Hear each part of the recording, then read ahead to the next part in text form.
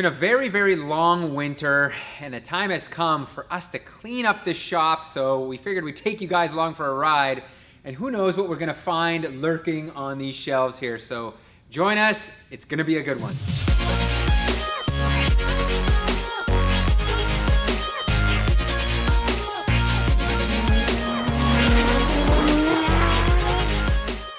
So we've been here at the shop for just a little bit over 2 years, and you can imagine in 2 years, a lot of stuff gets piled up, gets accumulated. I am the hoarding type. I'm always looking for good deals, and there is some stuff that will need to be purged, but really what we want to do is organize this place so it's efficient and we can like maximize our workflow. And I think right now there's just like stuff on the ground, there's just a mess here and there. So we're gonna start by getting up into the shelving here and kind of looking through some of the stuff and what we've got. But before we go there, exciting things have happened. I know so many of you have been asking, where is the Evo 6? Where is the Evo 6? When is it coming? This is our actual short block here. We will have a full couple videos, or how many videos, whatever, of us assembling this engine, but this is a short block that came from Adrian over at 403 Performance. Long story short, after looking at our options, we decided to let Adrian build us an engine. He had an Evo 6 block out in Calgary, and he's put these together. He's very well known for putting together really good Mitsu and 4G CX3 motors. So in an effort of us saving time, because for us the big thing right now is time. We have a lot of other projects to build, and you know, assembling another engine and doing all of that just was not in our timeline. So we figured, you know what, we'd let him do it, and I think that was the excellent choice. So I'm gonna tear this open and let's see what it looks like. Would you look at this engine? What a clean masterpiece. Woo, DP. Looks good, man. This thing looks super good. We did send Adrian our JE forged pistons, which are new. And we got a K1 Technologies billet crank. So this thing is going to be full badass spec. And when you'll see a video series on this, I'm just not sure. I think it's gonna come at the moment that we have a break somewhere in our schedule where we can get to putting this thing back together, because we wanna make sure this thing is going to be done very well. But huge thanks to Adrian for putting the time and effort into this block for us, and you guys for being patient.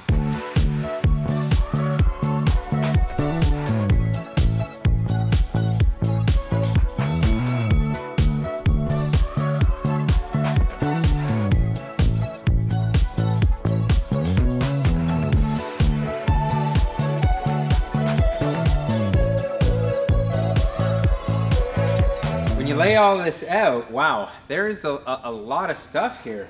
Holy smokes. The hoard is real, PT. The hoard is real, and a lot of it is mainly junk. Like, I don't know, I parted out the wagon, the E39 wagon, years ago, and for whatever reason I thought, you know, keeping some of these panels would be a good idea. This is when I did the E28 seats from an E30. This was the rear bench that came with it, so that's gonna be gone. S14 rear trunk with, you guessed it, a big wing mount. It's over there. It's a Cognition wing. These are actually bumpers from Japan that I sourced through Craig at Bonsai Rides. And these are, here, let me peel this off to show you. I actually haven't opened these yet, so let's do a quick exploratory mission here. So these are essentially replica roof bumpers for the 930. And the reason why I got them from Japan is the quality and fitment over there for some of this stuff is super high quality, where I find the stuff made in North America is usually needs a lot of work. And you can see, for example, with this bumper here, they've done an extensive amount of work on the backside here, like putting these brackets in, this kind of stuff you just don't see on a lot of the stuff here. So I have big plans for the 930. I just don't know when I'll get around to it, but sometime this year I want to put these bumpers on. I've got a cool wing for it. I got a bunch of other stuff, new wheels and all this jazz. So that may happen this year. I've got my fingers crossed for it, and if it does, you guys will certainly see videos on it. When we originally put these boxes up there, I thought they were all empty. It would be nice if we just had stacks of Ray's and Enki wheels sitting around, and even some of DP's work wheels. So these boxes are all empty. And then I realized, wait a second, there's wheels in one of these boxes. What could they be? Woof, and check these out. I've got a set of SSR. These are Type F wheels from way back in the day that I had them on my S14, and I quite like them. They're a really, really nice wheel. Unfortunately, one of them got a little bit of damage. Let me find it and I'll show you what happened to it. So actually, I shouldn't have called it damage because it physically doesn't have any damage, but you could see this wheel here is a lighter color than this one. Yes. That one's flat, yeah. And the reason was, these were sitting at the chicken coop long ago, and Ken was painting his car, I think, in a white color, and there was a bunch of overspray that landed on it. And I thought, you know what, I'll just clean it off. And when I did, I literally took the matte finish off of this wheel. You can kind of still see it like in these areas here where it's still matte, but like the faces and everything that had a bunch of white overspray on it, it took it off. So there are a lot of engines in the engine stash, but you know what? Most of them I feel like we could use. There's one that's been sitting around for so long, and it's been with me for a very, very long time. And I think the day has come where it's time for me to say goodbye to it. I've been holding on to it for, man, it's probably like 5 years now. This is an E-Rod crate motor LS3, and I think this is the one with the hot cam in it, so it makes like 525 horsepower. Dave and I were just talking, you know, we're like, what would we ever put this in? And there's a ton of cars out there. There's LS swaps for everything, E30, FRS. They're all, you know, cool ideas, but at the same time, I just feel like we probably won't do them. And I've just been sitting on it for so long, I think it's time to say goodbye to it.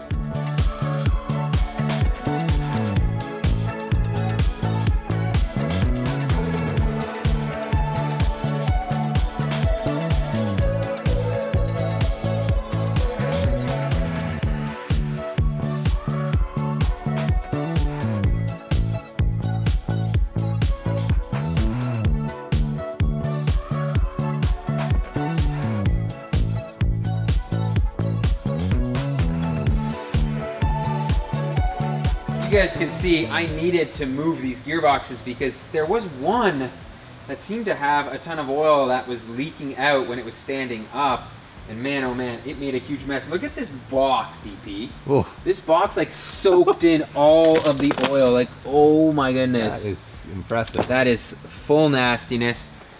I think it was my 5-speed ZF BMW gearbox. Go figure, it's a BMW box that's leaking. Right. But you can see it is covered. Now this is also a gearbox, and it's been kicking around here for who knows how long. It's kind of my my little secret gem. If you guys actually can see here, this says Toyota Motor Co. So this is directly from Toyota, and it is a V160 for a Toyota Supra, 6-speed manual, brand new in the box.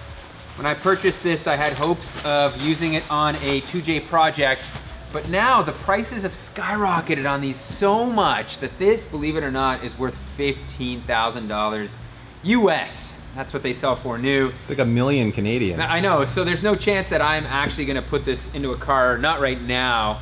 I think I'm just gonna sit on it unless somebody comes along and gives me like a crazy, ridiculous offer. So this is going to go back into the stash. It's your retirement fund, really. Well, I wish it was going up like Bitcoin, but I don't think we're gonna see gearboxes like this get to that kind of price.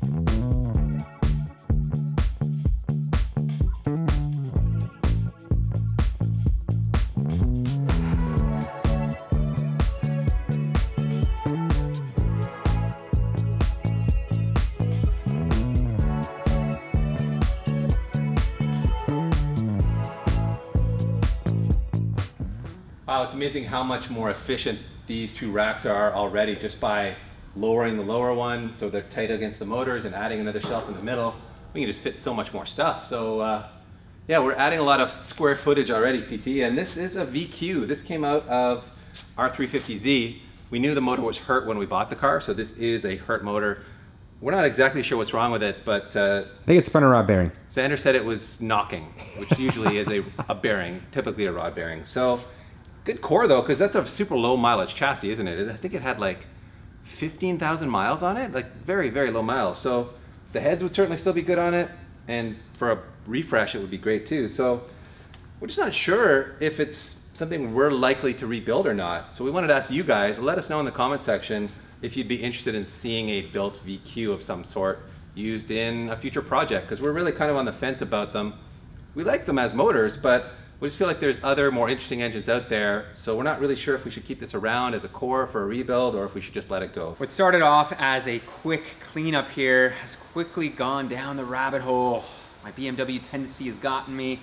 That is because my buddy was getting rid of some racking and said, hey, do you want some of this stuff? And I could not resist. Like, we need racking here. The more racking you have, usually the better off you are.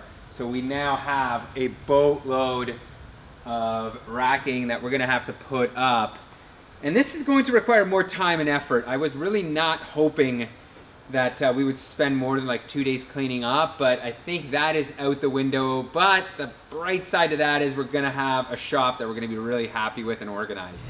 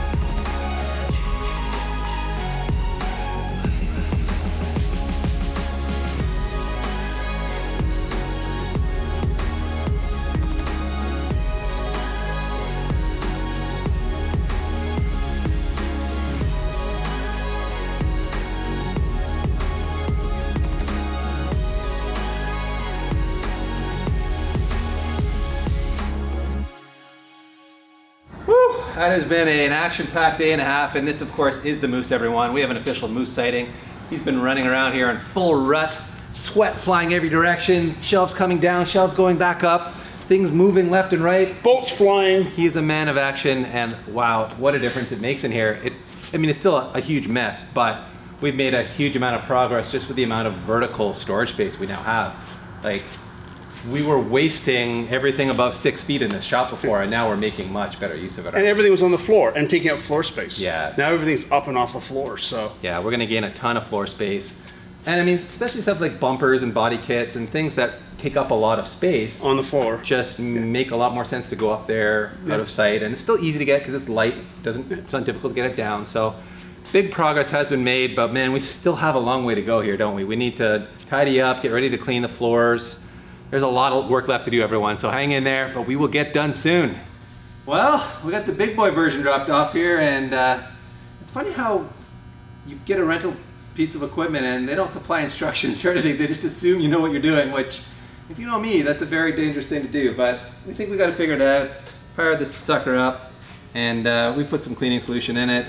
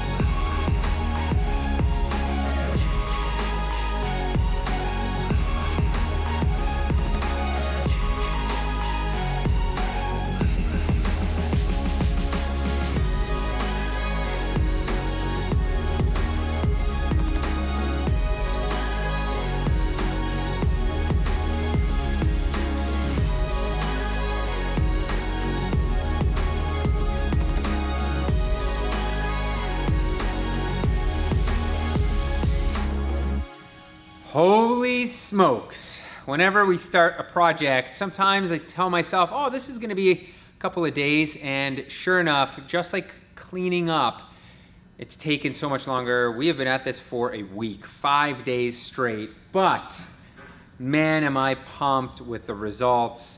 Like, this place looks so much cleaner. Everything is organized. So before I get into what we've done, I'm gonna quickly point this out because I know there's gonna be a ton of comments on this. Yes, we bought a trailer, an aluminum one. It's awesome. We will shoot a quick video on it in the future because we want to tune it up. So that is happening.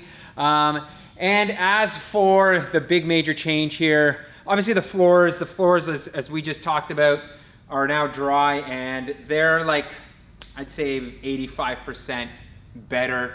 There's still certainly like a couple of marks here and there, but it's remarkable to see kind of like the light come back up. Now, the big thing that we, I think, have done here is added this racking, and it's been tremendous. So having vertical space now has given us so much more ability to store stuff up. Before, we had crap all over the floor. It was always this mess of, you know, let's stuff something in here, stuff something in there. Now, with the ability to like stack stuff, you can see we're not even using, I'd say we're at like 50% of what we're using. We could still like reorganize this stuff, but we just have so much now that we can just throw a bumper up there and that's it. Previously we had one small rack here, and now we've added this entire rack, which is great in the sense of, again, more space, but now it's taken a lot of the stuff that we had on the ground and like raised it up. So this whole area here now is like, you know, boxes we can move around, our vacuum, and a couple of carts.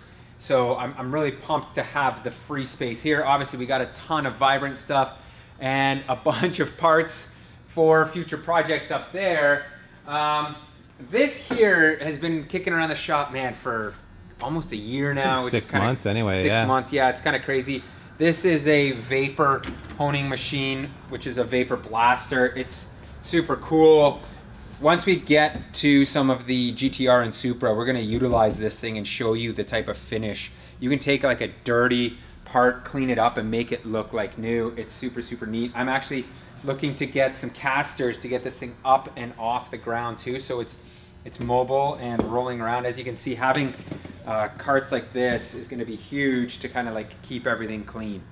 This is the bench that used to be tucked away back in here where I polished all those chrome and stainless parts off of Connie Celica.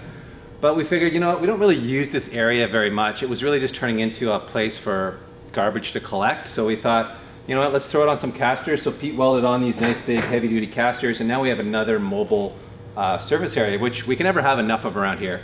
We always seem to run out of space to, you know, spread parts out on and do jobs on. So this will be really handy, having it out available to us anywhere in the shop with a vise on it. And as you can see, she rolls like a dream into our very expensive GTR. Something that's come in really handy for us at the shop have been these bend pack 4-post lifts.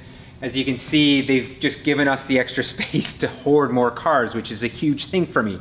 I love it, I absolutely love it. And I love it so much that we have another one coming for that side.